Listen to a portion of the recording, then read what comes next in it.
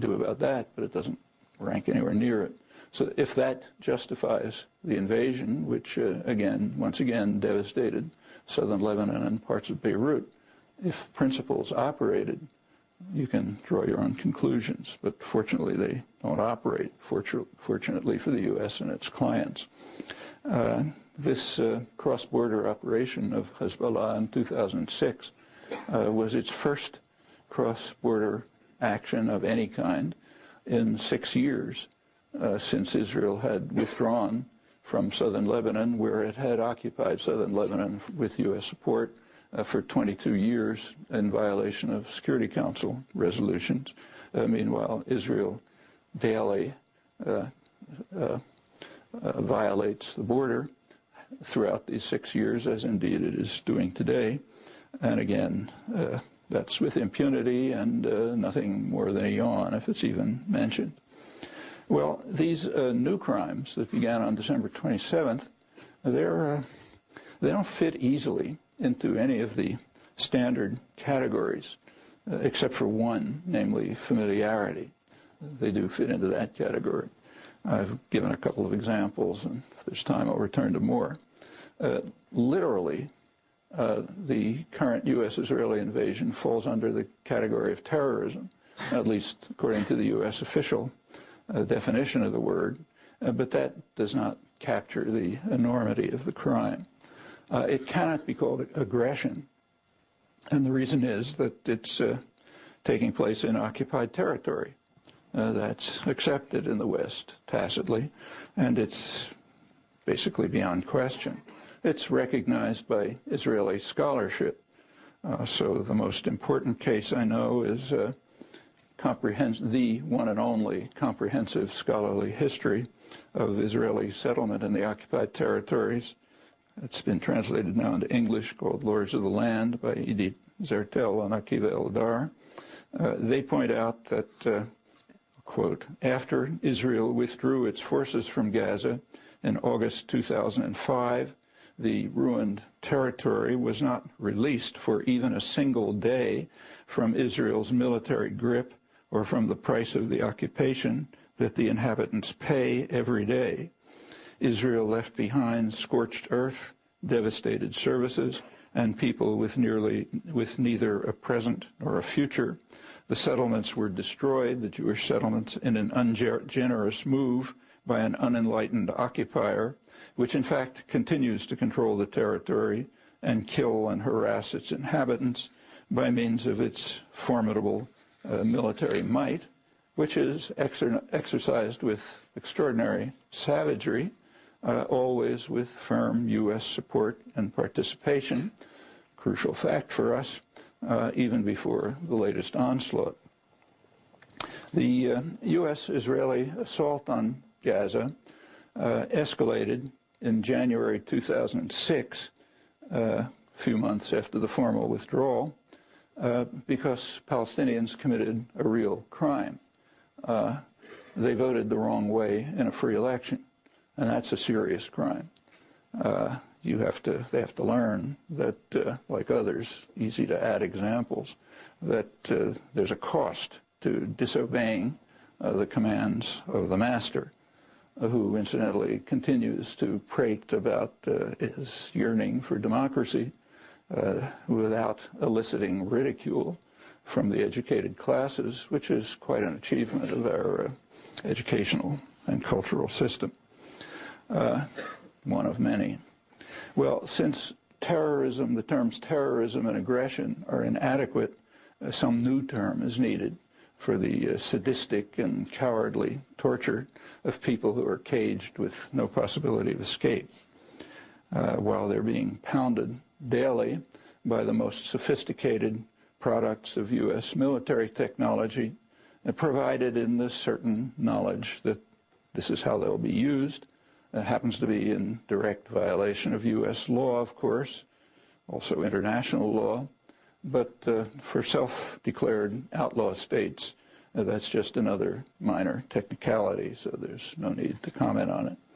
Just how serious these weapons are remains to be completely verified. They apparently include white phosphorus, according to Human Rights Watch, which is another violation of the laws of war and who knows what else.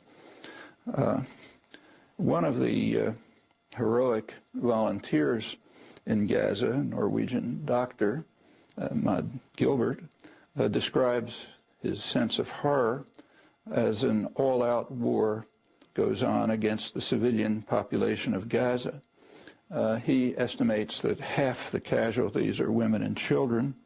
The men who are killed are also civilians by any reasonable legal standards, almost all.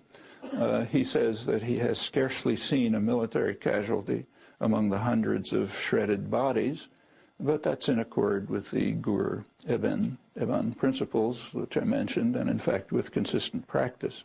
His estimate is confirmed by the UN humanitarian chief, John Holmes, who informed reporters that it's a fair presumption that most of the civilians killed were women and children in a humanitarian crisis that is worsening day by day as the violence continued.